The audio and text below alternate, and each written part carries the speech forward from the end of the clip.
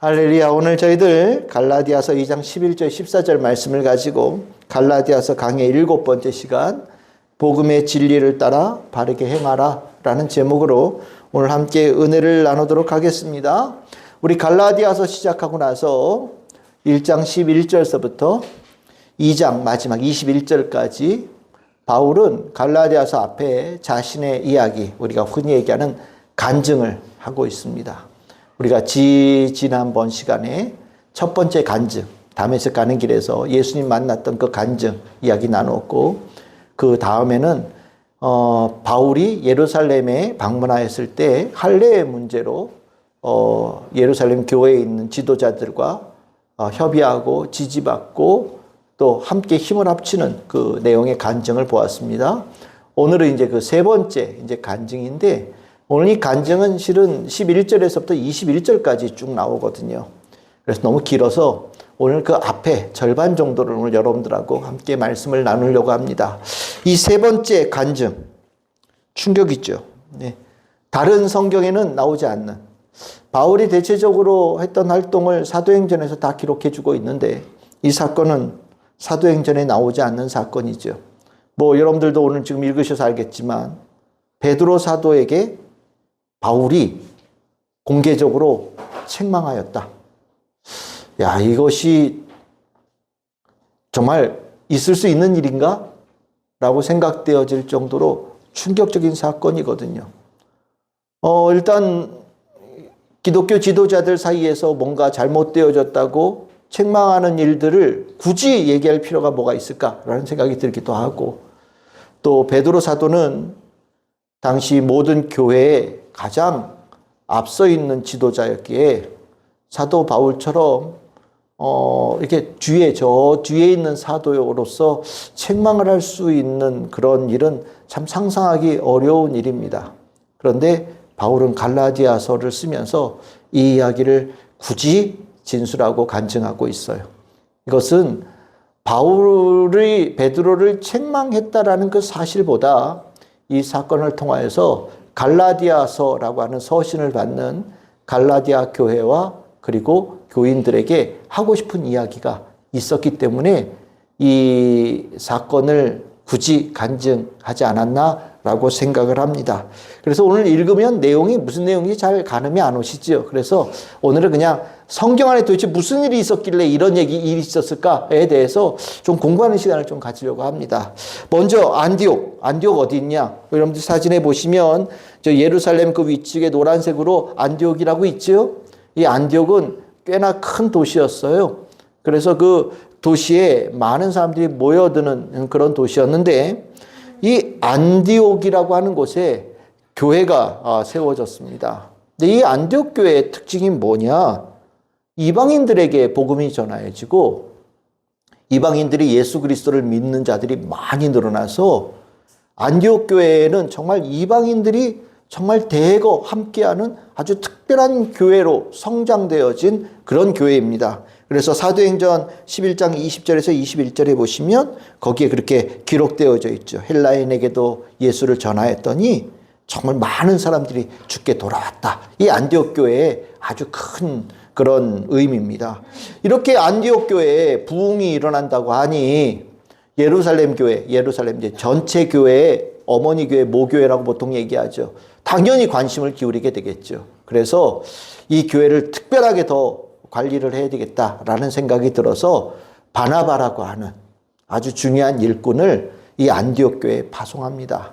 그리고 이 바나바는 우리가 너무나도 잘 알고 있는 바울, 여기 이제 성경에는 사울이라고 나오는데 바울을, 다소의 집에 돌아가 있는 바울을 불러다가 안디옥 교회에서 같이 그렇게 열심히 복음을 전하면서 놀랍도록 성장하는 교회가 되어지고, 얼마나 예수 믿는 사람이 많이 늘어났는지 성경에서는 최초로 그리스도인이라고 불려지는 그 호칭이 나타난 것이 안디옥 교회였다라고 설명을 하고 있습니다. 그러니 이제 이 안디옥 교회는 누가 뭐라고 그래도 이방인들이 다수를 차지하는 아주 의미 있고 상징적인 교회가 되어진 거고요. 이 예수 그리스도의 복음을 들어서 구원받고 하나님의 자녀가 되어진 이 감격을 누리는 이방인 출신의 이 그리스도인들은 우리뿐만 아니라 더 많은 사람들이 주님께로 돌아오고 주의 자녀가 되어지는 복을 누렸으면 좋겠다라는 생각을 가지게 되면서 사도행전 13장 1절에 3절에 보시면 바나바와 바울을 이제 특별하게 선교사로 세워서 온 지역에 복음을 전하는 그 일을 감당시키는 베이스 캠프, 본거지가 되어지는, 근거지가 되어지는 일을 시작하였다라고 성경에 기록하고 있어요. 그래서 이제 바울이 1차 전도 여행을 떠나게 되어지는 계기가 된 거죠. 안디옥 교회는 지금 보다시피 이방인들이 예수 그리스도의 복음을 믿어서 하나님의 자녀가 되어진, 그렇게 교회 안에서 함께 유대인계 그리스도인들과 이방인계의 그리스도인들이 함께 힘을 합하여서 교회가 되어진 아주 대표적인 교회가 되어진 거예요. 이게 배경인 겁니다. 이제 여기에 이제 오늘 사건의 주인공인 베드로가 등장을 합니다. 이 베드로가 이 안디옥 교회에 관심을 가질 수밖에 없는 이유가 있죠. 베드로는 유대인 아닙니까? 복음을 전하는 데 있어서 유대인들에게 먼저 전하고 유대인들이 먼저 예수 그리스도를 믿어서 하나님의 자녀가 되어지는 것이 마땅하다고 생각했던 사람이 베드로였어요. 그런데 이제 베드로에게 충격적인 사건이 있었죠. 우리가 너무나도 잘 아는 이방인인 로마군 백부장인 고넬료가 회심하는 사건이요. 사도행전 10장에 나오는 내용입니다. 고넬료가 로마 군인이면서도 정말 예수 그리스도의 복음을 듣고서 이 마음에서 하나님의 자녀가 되어질 간절히 사모하는 사람이었죠. 하나님께서는 그 고넬료를 눈여겨보셨다는 거 아닙니까? 그래서 고넬료에게 베드로라고 하는 사도가 있는데 그 베드로라는 사도를 초청에다가 말씀을 들었고 하나님의 자녀가 되어지는 은혜를 입으라고 하나님께서 고넬료를 통하여서 말씀하셨죠. 그래서 어쨌든 베드로가 고넬료 집에 가게 됩니다. 정말 가기 싫었는데 이거 들키면 유대인들 전체에서 매도당할 수 있는 일이었거든요. 유대인들은 이방인들과 전체에 절대로 접촉하면 안 돼요. 특별히 이렇게 종교 쪽으로 관계되어진 사람들에게서는 더더욱 이게 부정한 일로 여겼거든요. 그런데 하나님의 명령이니 간 거예요. 근데 갔더니만 딱 가자마자 느꼈어요. 뭐라고 얘기하냐? 아, 이게 하나님의 뜻이구나. 고넬료를 딱 보자마자 그 안에 예수 그리스도가 아주 물씬 들어있는 거예요. 예수 그리스도의 복음에 충만한 사람인 겁니다. 그래서 아, 이게 하나님의 뜻이구나. 하나님께 나를 이 자리에 부르신 뜻이 있구나 라고 이제 깨달으면서 복음을 이제 그 자리에서 막 전하였고, 그랬더니 뭐 이미 준비되어진 고넬료 집안의 사람들이니까 예수 그리스도의 복음을 그냥 있는 그대로 다 받아들인 거예요. 그러니까 그 자리에 성령의 역사심 크게 일어나고, 그걸 경험하면서 베드로가 결단했죠. 이렇게 성령의 역사가 일어나는 거 보니 이 고넬료가 하나님의 자녀가 되어지는 것을 하나님께서 허락하셨구나. 세례 줘야지. 세례 주고 하나님의 자녀, 예수 그리스도의 사람, 그리스도인으로 만든 거 당연하지. 그리고 세례를 베풀었다는 거예요. 이 사건을 통하여서 실은 베드로는 이방인들을 향한 하나님의 구원의 뜻이 있다는 것을 제일 먼저 안 사도가 되어졌고, 이후로 이방인들에게 복음을 전하는 데 제일 앞장섰던 사람이 되어지는 겁니다. 실은 이 사건이 그렇게 쉽게 된 건 아니죠. 우리가 이제 고넬료 집에 가기 전에 베드로가 가기 싫어가지고 막 버텼던 일이 있었거든요. 그때 이제 우리 잘 아시죠? 환상 중에 사도행전 10장에 10절과 10절에 13절을 보시면 하늘에서 이렇게 광줄이 하나가 내려오잖아요. 거기에 하나님께서 먹지 말라고 하는 부정하다라고 언급되어진 것들이 가득 있는 그런 광주가 내려오는 거예요. 근데 하나님께서 환상 중에 먹어라. 그러니까 베드로는 이거 못 먹는 거라고 배웠는데, 절대 먹으면 안 되는 거라고 배웠는데, 그러면서 거부하죠. 그랬더니 하나님께서 자그만치 3번이나 먹어라. 이게 내 뜻이다. 그러니까 베드로가 하나님의 뜻이라니까 이것을 받아들여야 되는 거구나 라고 깨달았을 때 마침 고넬료가 보낸 사람이 베드로에게 왔다는 거죠. 그러면서 그 사건이 일어난 거예요. 그러니까 이제 베드로는 유대인에게만 복음을 전했다는 생각을 가졌던 사람이었는데, 이 사건을 통해서 하나님이 이방인들에게 복음을 전하는 것을 원하신다는 것을 깨달았고, 그리고 나서 안디옥 교회에 놀라운 이방인들이 부흥의 역사가 일어났다고 하니까 당연히 안디옥 교회에 관심 있게 되는 거예요. 안디옥 교회를 통하여서 하나님의 뜻이 펼쳐지는데 베드로가 힘을 쏟는 것은 마땅한 일이 되는 겁니다. 그러면서 이제 있었던 거예요. 이제 그 안디옥 교회에서 베드로가 함께 있으면서 베드로는 이미 환상 중에서 뭐 더러운 것, 정한 것, 뭐 함께 밥을 먹을 수 있는 사람, 없는 사람, 뭐 이제 그 모든 구분이 이제 다 사라졌다는 것을 경험한 사람이기 때문에 이방인 그리스도인들과 안디옥 교회에서 밥도 같이 먹고 교제도 같이 나누고 뭐 격이 없이 지낸 거예요. 그냥 늘. 그래서 여러분들 갈라디아서 2장 12절에 나온 얘기예요. 함께 먹다가 이렇게 돼 있죠. 이게 우리말로는 잘 느낌이 안 오는데 함께 먹다가가 뭐냐면 아주 오래전서부터 그렇게 했고 그것이 지금도 계속해서 되고 있었다라는 의미라는 거예요. 그러니까 어제도 먹고 그제도 먹고 일주일 전에도 먹고 1년 전에도 먹고 늘 같이 매 삼시세끼를 계속 같이 먹고 있는 것이 계속 진행되어지는 일들을 베드로가 했었다라는 거예요. 그러니까 이제 베드로가 그러니까 어떻게 하겠습니까? 원래 유대인들은 이방인들과 같이 밥을 안 먹는다니까요. 그런데 베드로가 밥을 먹으니까 유대인계 그리스도인들이 이방인계 그리스도인들하고 같이 밥을 먹는 일이 일어나고, 그러니까 교회 안에 이렇게 누구는 저쪽 앉고 누구는 저쪽 앉고 밥도 뭐 저쪽에 따로 먹고 이쪽에 따로 먹고 보통은 그렇게 있었는데 안디옥 교회는 그게 없은 거예요. 다 같이 예배드리고 다 같이 밥 먹고 한 형제가 되어져서 부둥켜 안고 서로 정말 하나님의 자녀 되어진 기쁨을 풍성하게 누리는 교회가 되는 거죠. 참 아름다운 거죠. 이게 하나님의 뜻이니까요. 그런데 이제 문제가 생겼어요. 유대인들은 이 일을 절대로 받아들일 수 없는 사건이라고 본 거예요. 만약에 이방인 출신의 그리스도인들하고 유대인 출신의 그리스도인들이 밥을 같이 먹으려면 한 가지 이방인 출신들이 해야 될 일이 있다. 그게 뭐냐? 할례 받거라. 다른 건 다 봐줄 수 있어. 할례 받으면 내가 봐줄 수 있어. 근데 할례 안 받은 사람하고 같이 밥을 먹는 거는 하나님의 말씀에 어긋나는 거야 라는 생각을 가진 거예요. 유대인들에게는 이방인들하고 밥을 먹는다는 것 자체가 뉴스예요. 아주 커다란 뉴스예요. 우리가 보통 뭐 9시 뉴스에 나오는 그 뭐 사건 보도 있잖아요. 그 뭐 아주 정말 심각한 사건이 터졌습니다 라고 뉴스 보도가 되어질 정도의 사건이에요. 그러니까 여러분 상상해 보시면 9시 뉴스에 기자가 나와서 이렇게 정말 있을 수 없는 일이 벌어진 사건 현장에 와 있습니다 뭐 이렇게 보도하는 거예요. 그러면 앵커가 어디서 무슨 일이 있었습니까? 그랬더니 이제 기자가 여기는 안디옥의 교회인데 여기에 유대인들이 이방인들하고 밥을 먹고 있는 현장입니다. 거기에 그 교회의 대장이라고 하는 우두머리라고 하는 베드로가 그 일에 제일 앞장서 가지고 이방인들하고 유대인들하고 밥 먹는 것을 주선하고 막 그렇게 있을 수 없는 일들이 일어나는 현장이 발각되었습니다. 뭐 이렇게 이제 보도가 되어지는 거예요. 그러니까 이 베드로가 그 이런 일들이 있다 보니까 어떻게 됐냐?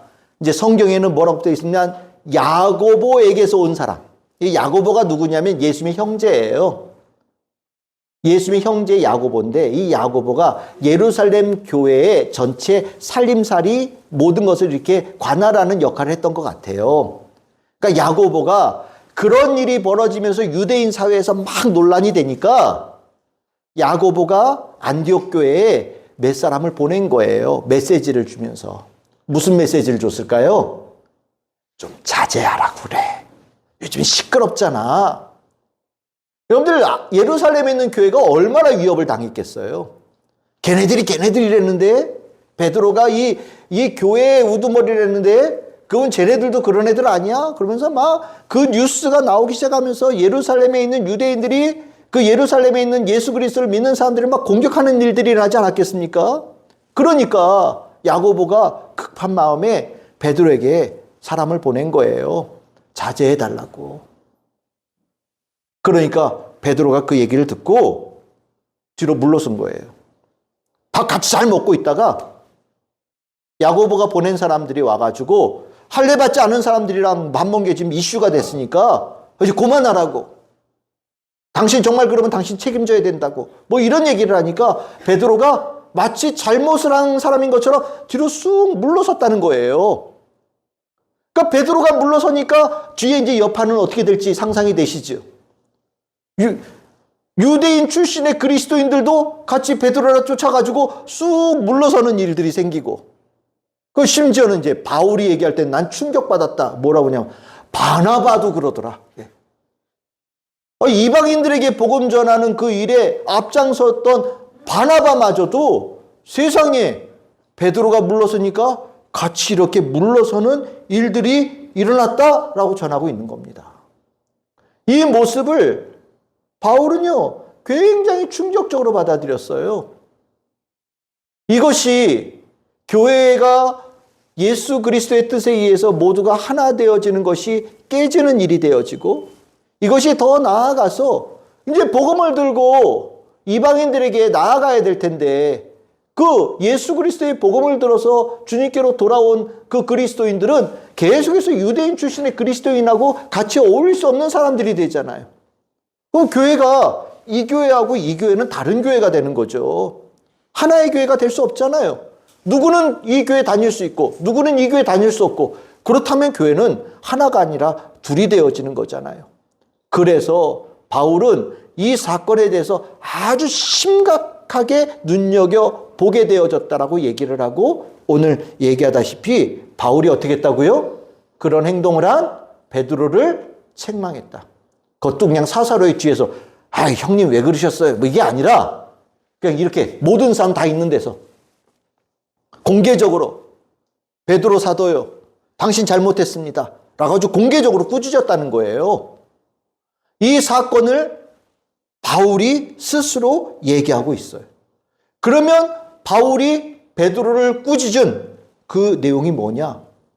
할례자들의 요구를 받아서 할례받지 않은 사람들과 밥을 먹는 것에 대해서 꾸짖을 때 뒤로 물러선 그 행동이 잘못이다라고 규정하고 있고, 그것은 하나님의 뜻, 예수님의 뜻과 어긋나는 모습이라고 질책하고 있다라는 겁니다.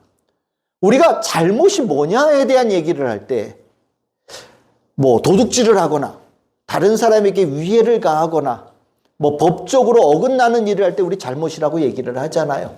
근데 그리스도인들에게는요, 이 잘못이라는 범주에서 그 모든 잘못보다 상위에 있는 잘못이 있어요. 그게 뭐냐? 하나님의 말씀에 어긋나는 거, 하나님의 뜻에 어긋나는 거, 내가 믿는 바와 다르게 행동하는 거. 내가 믿는 바와 다르게 행동하고 상충되게 행동되어지는 것이 잘못이에요.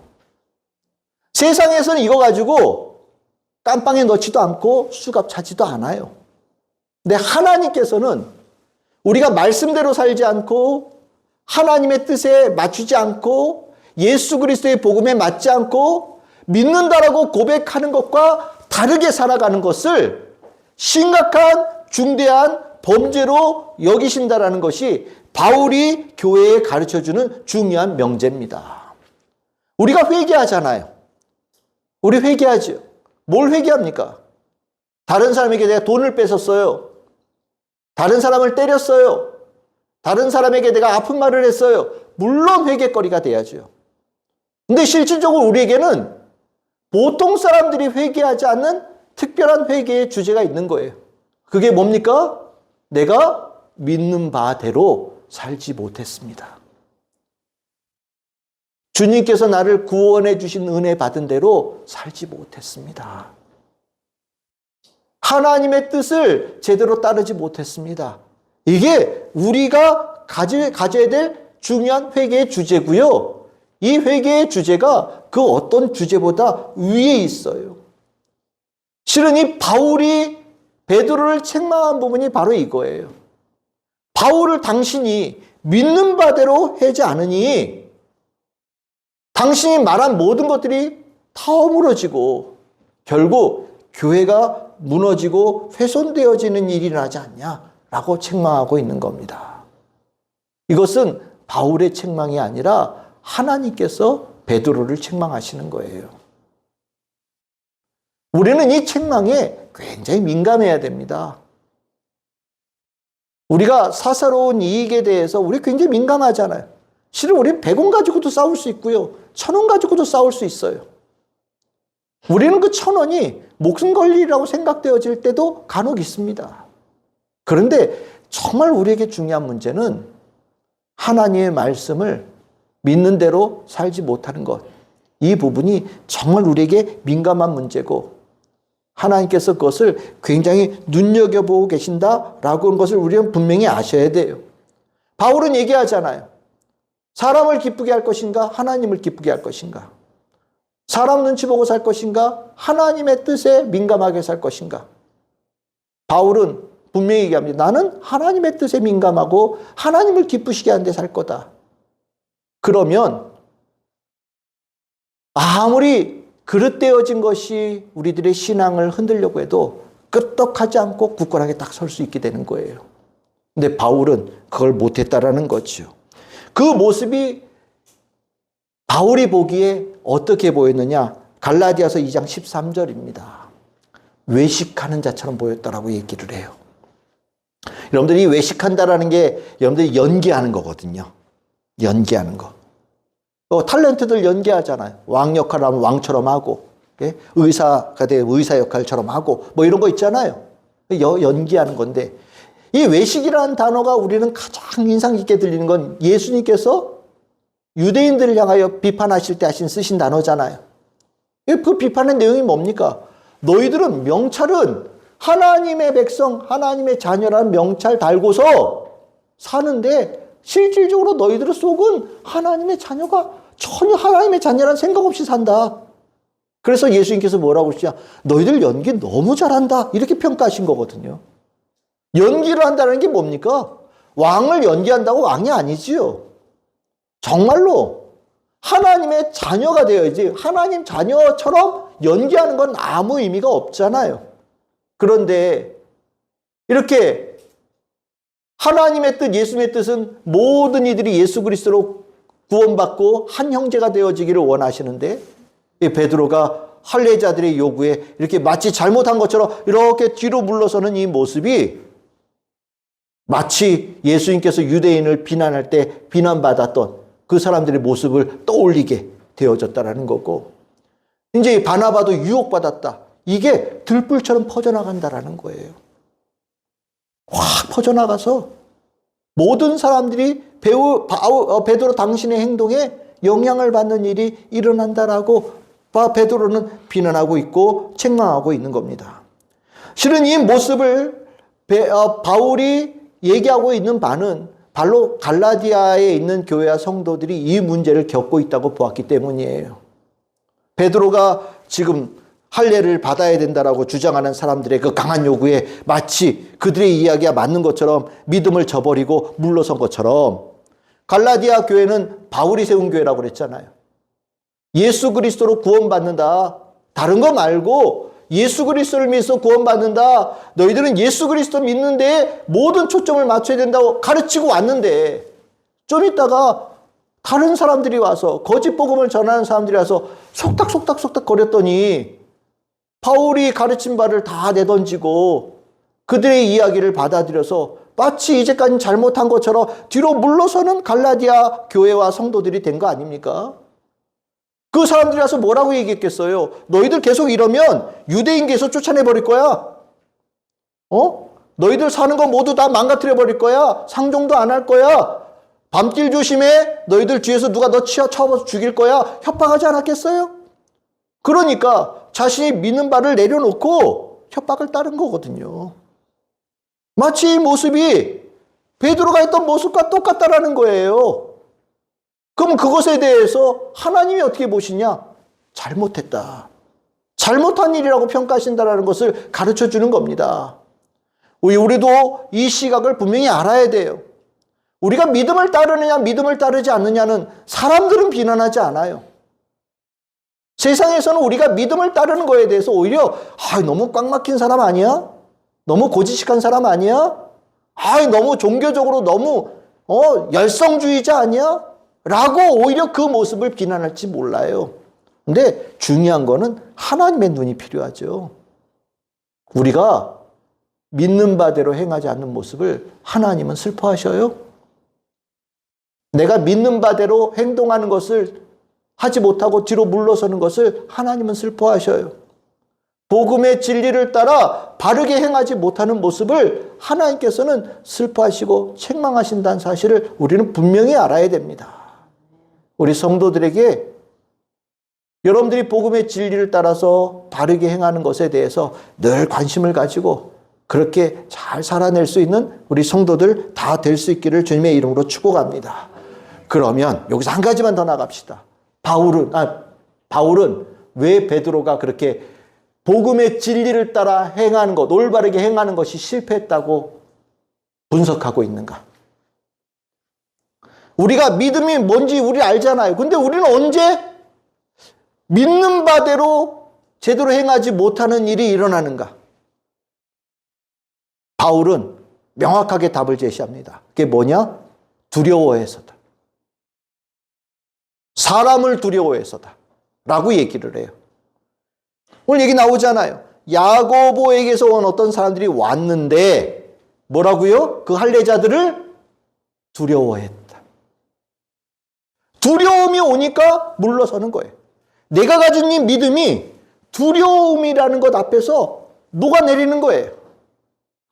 사람을 두려워하고 세상을 두려워하고 환경을 두려워하는 이것들이 우리들의 삶에 엄습할 때에 우리가 가졌던 믿음이 녹아내리는 일이 있다라고 바울이 가르쳐주고 있는 겁니다. 실은 우리들의 삶은요, 여러 가지로 나눌 수 있겠지만 이렇게도 나눌 수 있어요. 내 삶을 지배하는 그 색채가 뭐냐? 내가 두려움으로 지배되어지는 그 삶의 환경 속에 살아가고 있느냐?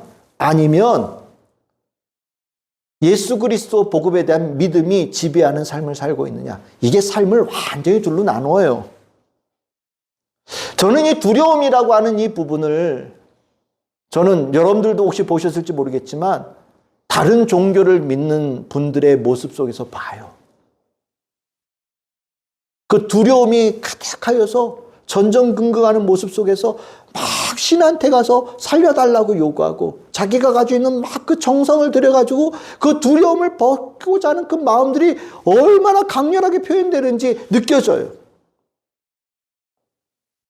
막 정말 막 싸가지고 가요. 막 이만큼 싸가지고 가가지고 빌기도 하고 절도 한 번도 아니죠. 1000번, 2000번, 3000번 막 절도 하고 그 마음에서 막 할 때 얼마나 간절한지 몰라요. 그 간절함이 믿음이냐? 믿음이 아니에요. 두려움이에요. 두려움. 점치러 가는 사람들이 소망을 가지고 점치러 갑니까? 두려워하는 마음으로 가는 거예요. 앞날이 어떻게 될지 두려운 거예요. 두렵다 보니까 점을 쳐서라도 그 두려움을 벗고자 나아가는 거죠. 베드로 그 두려움에 휩싸였다라는 거예요. 그러고 보니까 우리는 알죠. 베드로 두려움에 취약한 분이에요. 예수님께서 유대인들 공회에 잡혀가셔서 신문 받으실 때 베드로가 쫓아갔었잖아요. 그죠? 거기에 여종 하나가 베드로를 알아보고 얘기하잖아요. 너 예수 따라다니는 사람 아니야? 확 들어오는 거죠. 두려움이. 그 사람으로 따지면 여종 아무것도 아닌데 그 여종의 그 말 한마디, 조그마한 말 한마디가 두려움으로 확 다가와서 예수님을 따랐던 모든 믿음이 완전히 녹아내려져 버리고 예수님을 부인하고 예수님을 심지어 저주까지 하게 되어지는 자로 완전히 무너지는 일들이 있었잖아요.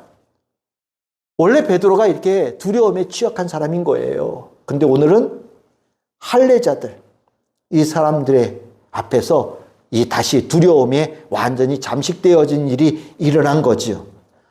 이거에 대해서 뭐 여러 가지 분석할 수 있지만 이런 표현하는 분들이 계셔요. 베드로를 두려움에 빠지게 하는 발작 버튼이 눌려졌다. 우리 보통 사람들마다 다 다른데요. 사람을 두려움 속에 빠지게 하는 발작 버튼들이 있어요. 다. 뭔가나 그게 딱 눌려지면 사람이 완전히 순식간에 확 무너지는 거예요. 발작 버튼이 하나인 사람도 있고 둘인 사람들도 있어요. 근데 이제 좀 삶이 좀 미성숙해지면 발작 버튼이 여러 개예요. 수십 개, 수백 개 되는 사람도 있는 거예요. 그러면 이제 같이 못 사는 거죠. 아니, 뭐 말 한마디만 하면 발작을 일으켜. 뭐 눈빛 하나에도 발작을 일으키고, 뭐 예를 들어서요. 사람이 완전히 다른 사람이 되는 거예요. 뭐 저도 있겠죠. 발작 버튼이. 뭔가 눌려지면 발끈하는 뭔가가 있겠죠. 여러분들도 다 있으시죠?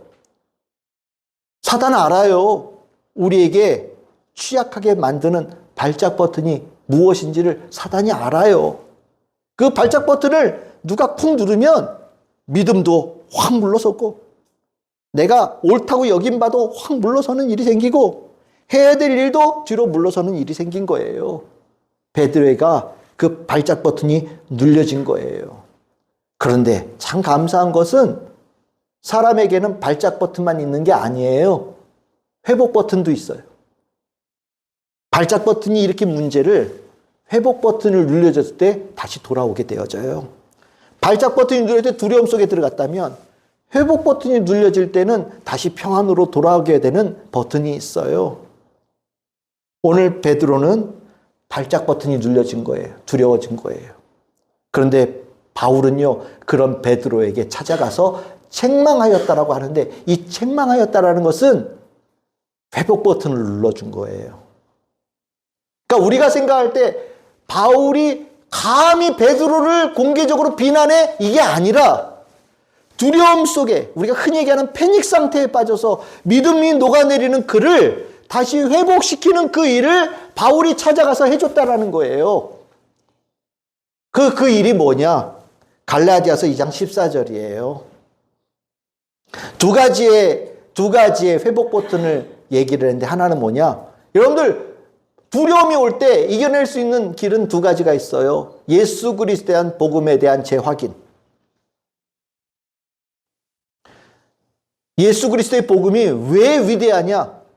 예수 그리스도의 복음을 내 안에 다시 한번 회복할 때 모든 두려움이 사라지는 회복과 평안의 역사가 일어나기 때문이에요. 예수 이름에 평안이 있고 예수 이름에 승리가 있고 예수 이름 안에 권능이 있다라고 하는 이유가 바로 그거예요. 예수 그리스도가 회복 버튼이에요. 발작 버튼은 우리를 예수를 잊어버리게 만들어요. 세상을 보이고 사람을 보이게 만드는 거예요. 그런데 회복 버튼은 우리를 다시 예수 그리스도 안에 있다라는 것을 깨닫게 해주는 은혜를 허락하는 거죠. 두 번째 회복 버튼은 하나님께서 나에게 맡기신 사명의 재확인이에요. 아, 내가 이런 사람이지. 내가 이런 자지. 하나님께서 나를 사랑하시는 자지. 하나님께서 일을 맡김을 받은 자지. 내가 다시 깨닫는 거예요. 아, 내가 목사지, 내가 전도사지, 내가 권사지, 내가 안수집사지, 장로지, 집사지, 내가 성도지 라는 생각을 깨닫게 되어지는 거. 회복 버튼이에요.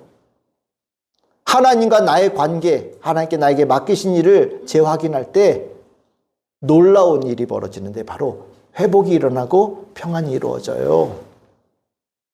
실은 바울은 본 거예요.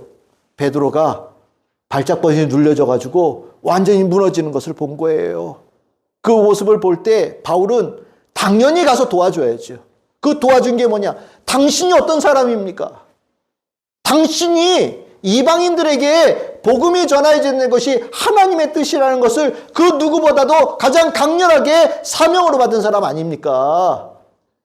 그래서 이제 그 사명을 가지고 당신 고넬료한테도 세례 주고 이방인들에게 거침없이 달려가서 복음 전하고 하나님 사람 만든 사람 아닙니까?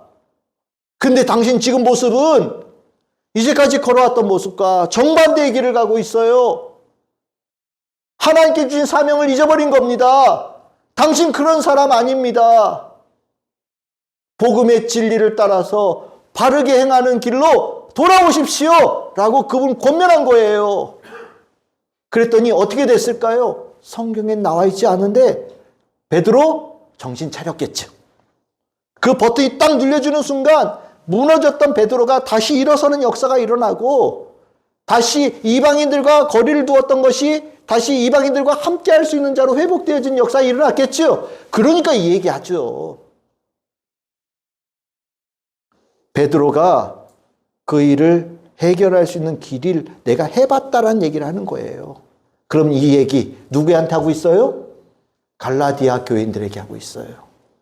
누구에게 하고 있어요? 지금 말씀을 듣는 우리에게 하고 있어요. 갈라디아 교인이요. 당신들 지금 두려움 속에 빠져서 믿음에 어긋나는 길을 가고 있어요. 베드로도 그랬거든요. 근데 베드로가 예수 그리스도의 복음을 재확인하고 사명을 재확인하면서 정신 번쩍 차리고 돌아왔어요. 제가 여러분들에게 이 편지를 쓰는 것은 당신들에게 회복 버튼으로 보내는 겁니다.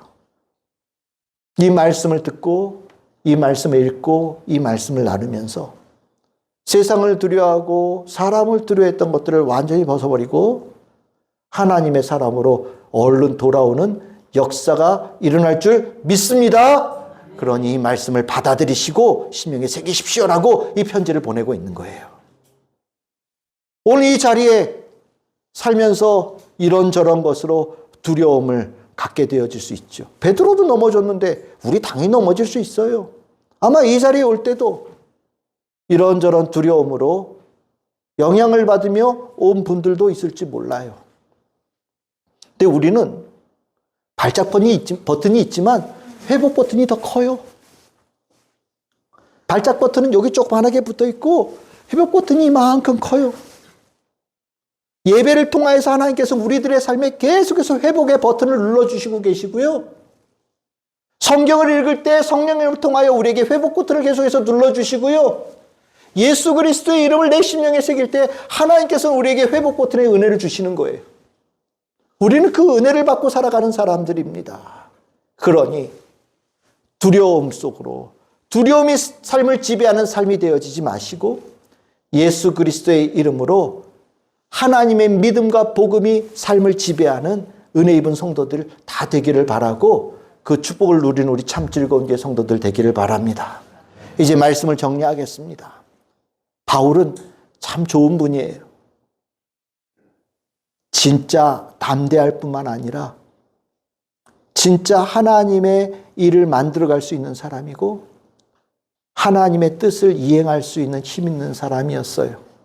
또한 어려움을 겪고 있는 사람들을 도와주면서 회복시킬 수 있고 다시 평안을 누리게 할 수 있는 하나님께 주신 지혜와 능력도 겸비한 분이었던 것 같아요. 바울은 우리에게 갈라디아서라고 하는 선물을 준 겁니다. 오늘 이 말씀이 나에게 주신 말씀으로 귀하게 받아들여서 우리 성도들의 삶은 오직 예수 그리스도의 복음에 합당한 복음의 진리를 따라 올바르게 행하는 그 은혜의 삶, 축복의 삶, 능력의 삶이 다 되시기를 주님의 이름으로 축복합니다.